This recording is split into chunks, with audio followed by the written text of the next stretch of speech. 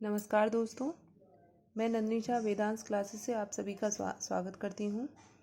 देखिए दोस्तों, पहले मैंने आप लोगों को ये जो प्रश्न बताए थे, भारतेंदुकालीन जो प्रश्न तैयार करवाए थे, यानी कि आधुनिक काल स्टार्ट किया था, तो उसमें मैंने भारतेंदु युग जो कि पुनर्जागरण से संबंधित प्रश्न लिए थे, जो कि प्रश्न संख्या 1 से लेकर के प्रश्न संख्या 57 तक पूरे प्रश्नों को हल करवाया था।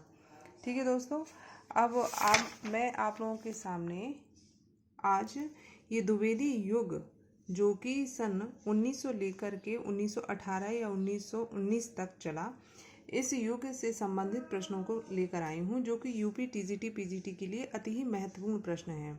और देखिए दोस्तों, जहाँ तक है, अब चुनाव के बाद जल्दी ही हमारी यूपी टीजीटी पीजीटी की परीक्षा नज़दीक आ जाएगी, इसलिए जितनी जल्दी हो सके प्रश्नों को जल्दी जल्दी पढ़ करके उनको रिवाइज करके बार बार दोहराना है। जितना हो सके लिखेंगे भी, साथ में क्या करना है, आपको लिखना भी है और बार बार बोल बोल कर उनको रिवाइज भी करना है, ताकि प्रश्न जो है हम लोगों को पूरी अच्छी तरह से कंठस्थ याद हो जाए।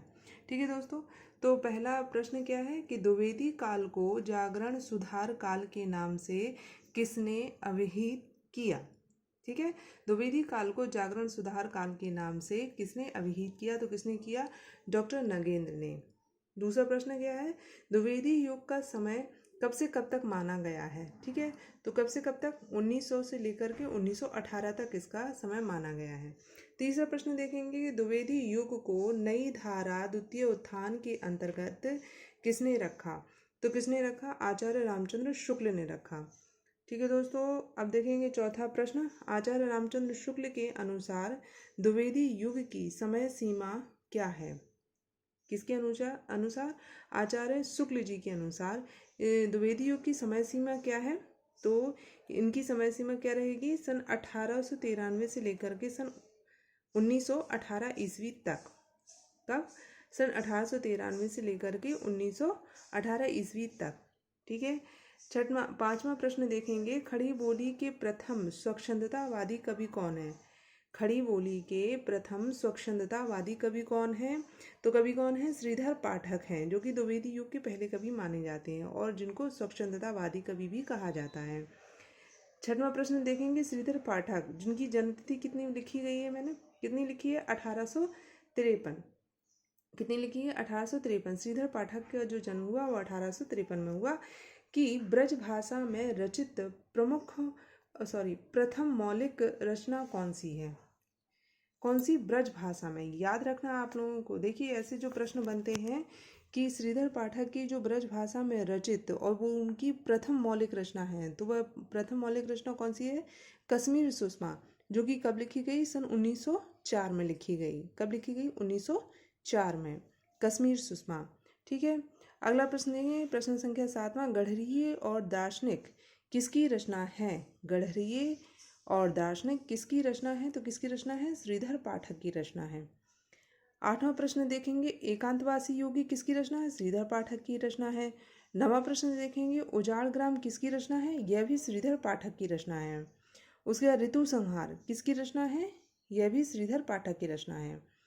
उसके बाद देखेंगे हम 11वां प्रश्न कि गढ़रिये और दार्शनिक किस मूल रचना से अनुदित है तथा इसके मूल रचनाकार कौन है। यानी कि जो गढ़रिये और दार्शनिक जो रचना ली गई थी, किसने ली थी, श्रीधर पाठक ने ली थी।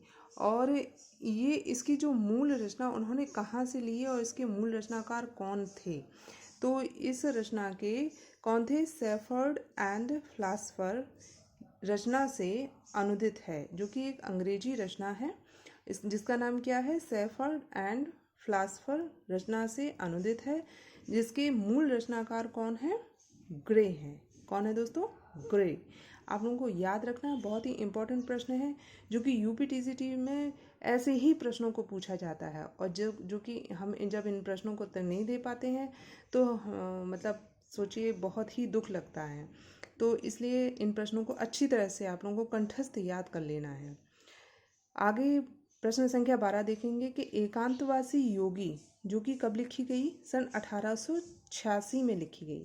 देखिए दोस्तों, टीजीटी में तो जहाँ तक है सन नहीं पूछते हैं, बहुत ही कम पूछते हैं, लेकिन पीजीटी में सन बहुत अधिक पूछी जाती है कि कौन सी रचना किस वर्ष में लिखी गई। तो जैसे कि इसमें श्रीधर पाठक की जो रचना है एकांतवासी योगी, तो ये कब लिखी गई? सन 1886 में लिखी गई। तो इसके मूल रचना मतलब ये किस मूल रचना से अनुदित है, ठीक है, और इसके रचनाकार मूल रचनाकार कौन है? तो एकांतवासी योगी जो कि कब लिखी गई? सन 1886 में। कब लिखी गई? सन 1886 में लिखी गई एकांतवासी योगी। इसकी जो मूल रचना है वो किसी लिखी? हर्मिट रचना से अनुदित है। और इसके जो रचनाकार हैं, मूल रचनाकार हैं, वह कौन है? गोल्ड स्मिथ हैं। और ये जो रचना है वो किस में लिखी गई? खड़ी बोली में लिखी गई।